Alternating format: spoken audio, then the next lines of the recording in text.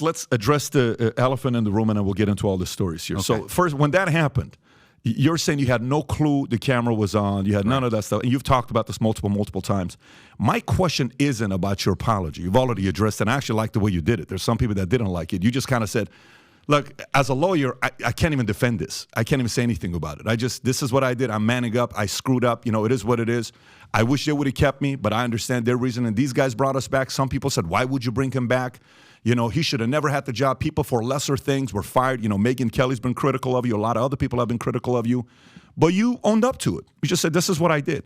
My question is, what do you talk about during therapy for something like that? Look, where to start? I did something wrong, period. Yeah. And I am more sorry than I can say to everyone involved, the people on the call, my former colleagues, people who trusted me as a journalist. I've been working to restore my reputation since then. As I say, I don't make excuses. I only make apologies.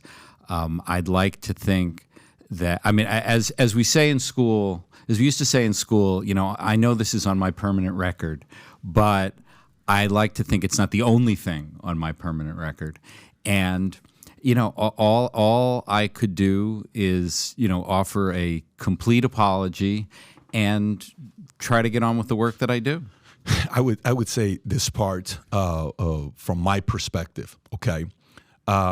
I don't think you can be in media for 3 decades without having some dirt that comes out on you. Whether it's going to be a DUI, you remember who was the guy that was the best Monday Night Football guy, and then he got a DUI leaving a restaurant. Al Michaels. Al Michaels, and he addressed it. I got something embarrassing to say. I got a DUI. Cop pulled me over.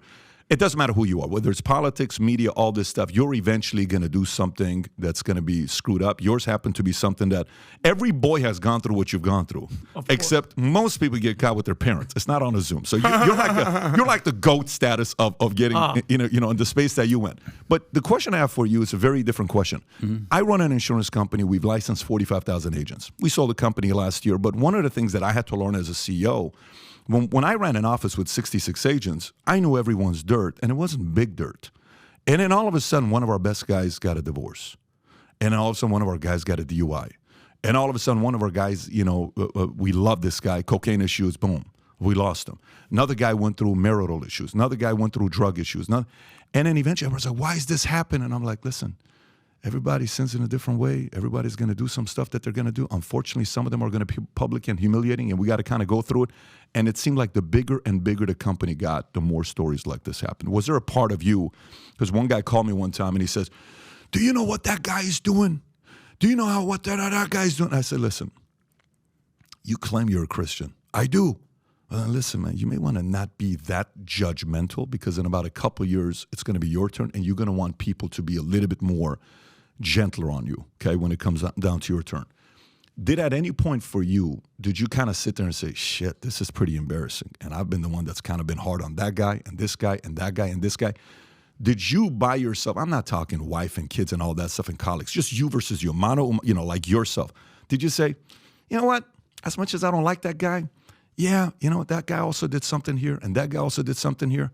I guess none of us are perfect. I have to really work on becoming more forgiving because now I want people to be gentler on me. Did you ever go through that process?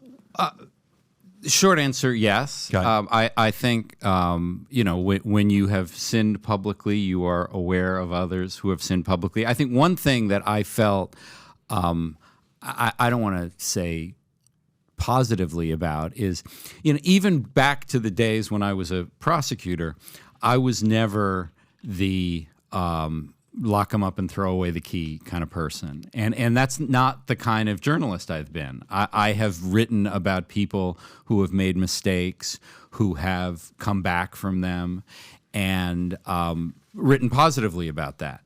So, my view has always been that, if you acknowledge what you did, if you, try to make amends, try to apologize, then you get another chance. As people have said to me, you don't get a third chance, and I'm very aware of that in my own life.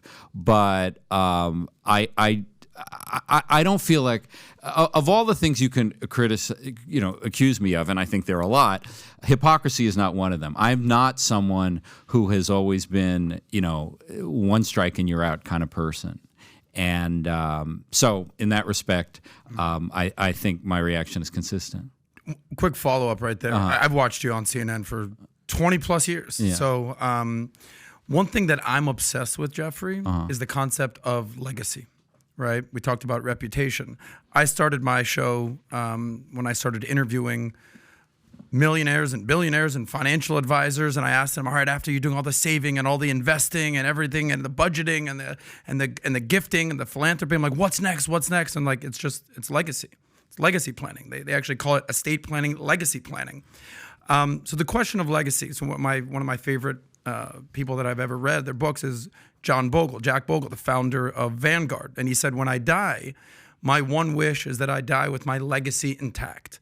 So you've been working in media 30 years, right? So Pat reads your bio, and of course, you've done all this work, 6-time New York bestseller, and then it's like, oh, by the way, you got caught jacking off on a Zoom call. By the way, like that's part of your legacy. That's part of your reputation. Like the famous joke is like, you can build 1,000 bridges and you fuck one goat. You're no longer a bridge builder. You're a goat fucker. Yada yada yada. So very interesting analogy. I didn't know that joke. Well, Adamson first time. Now I'll never forget Jeffrey, it. I'm afraid. Yeah. To use a metaphor, some call you the goat. So yeah. I mean, even in Urban Dictionary, you're familiar with this? I'm familiar with Urban Dictionary. I wasn't aware that I'm now. Oh, you're am I? You go to Toobin and how it's wonderful. like you get caught on Zoom. So like this is part of your legacy. Yeah, but I'm going somewhere with this, Jeffrey. Yeah. Hold on. So, but we also understand that America likes a comeback story. We talk about this all the time. Is that like this is America? You get second chances. You didn't kill anybody, dude. Like you didn't do anything like felonious. Like you got caught doing what dudes do. You just happen to do it fucking in an embarrassing fashion. It's rough. My question is, everyone's going to have that lowest point in their life. This was clearly your lowest point. What's your comeback story? What's your strategy? How can someone deal with the lowest part of their life, the most embarrassing thing that could ever happen to you, and make a comeback and own it and be on podcasts and be like, yeah, I did it. How can someone deal with that? Well, I guess my two ways. One is acknowledge and apologize. Not, one of the things that, I often thought, I've covered a lot of political scandals. And one of the lines that always irritated me was people would say, well, I'm sorry if you were offended, which is not a real apology. Yeah. That's like blaming you. I'm sorry because I'm sorry, because I did something wrong, because there's no excuse. So in that respect, not to try to equivocate about the wrongdoing is just to completely acknowledge that there is no excuse and it was wrong. The second part is to get back to work, is to do the work that you do. And fortunately, I was allowed by CNN, by Simon & Schuster, who published this book, that to do the work that I do and do it well. And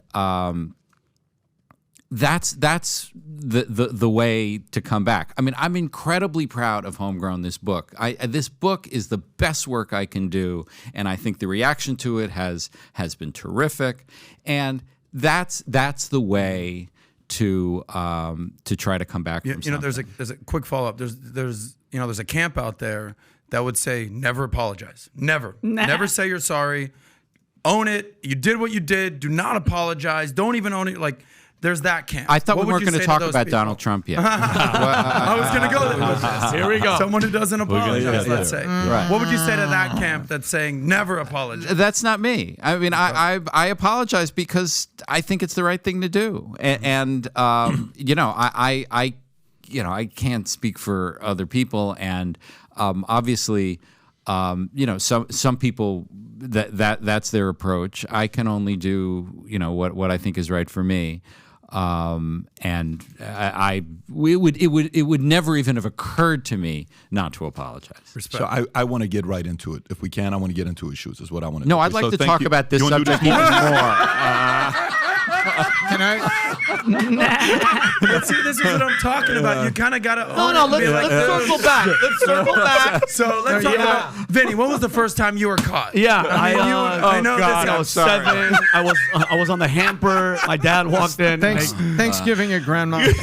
Vinny, people that you talk about in the Army. Everyone in the Army. You know, it's all good. I appreciate Pat wants to take us to the issue, but I'll say one thing. I mean this sincerely. I appreciate you're saying acknowledge and apologize and get back to work, because I agree with you when people say, I'm sorry, you were offended, it puts on other people. It's funny. I've always thought that when I heard that. And the other thing that I can't stand when I hear is, but this is not who I am. Yes, it was for that moment, and you need to own it and just move on from it. And I really applaud that, because it didn't mean you no longer had a Harvard law degree. It didn't mean that you were no longer a classmate of Elena Kagan. It didn't mean you no longer had 6 out of 8 New York Times bestsellers and you were a brilliant legal mind on these issues. That didn't change. And I appreciate when you go out on the other side and say, hey, there's something more I can do here, and there's something I can do. It's like, one of the bios I appreciated was Chuck Colson. Now, you didn't commit a felony and a cover-up and all that was the goo that was there, but he basically discovered a career in prison reform and to do something else good without a law license because he was disbarred. And I think there's far too few of those stories in America, and there's a little tiny thread of that in what you just said. So if you like this clip and you want to watch another one, click right here. And if you want to watch the entire podcast, click right here.